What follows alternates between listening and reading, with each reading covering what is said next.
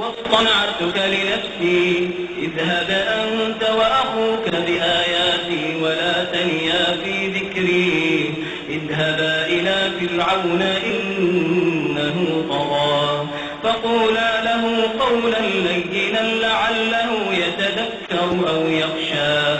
قالا ربنا إننا نخاف أن يفرط علينا أو أن يطغى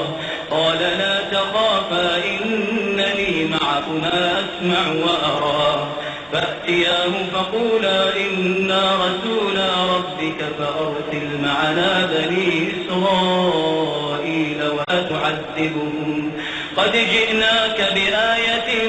من ربك والسلام على من اتبع الهدى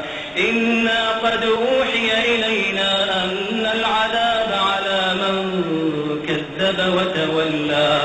قال فمن ربكما يا موسى قال ربنا الذي أعطى كل شيء خلقه ثم هدى قال فما بال القرون الأولى قال علمها عند ربي في كتاب لا يضل ربي ولا ينسى الذي جعل لكم الأرض مهدا وسلك لكم فيها سبلا وأنزل من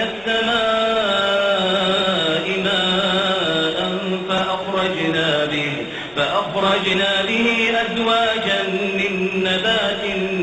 شتى كلوا وارعوا أنعامكم إن في ذلك لآيات لأولي النهى منها خلقناكم وفيها نعيدكم ومنها نخرجكم تارة أخرى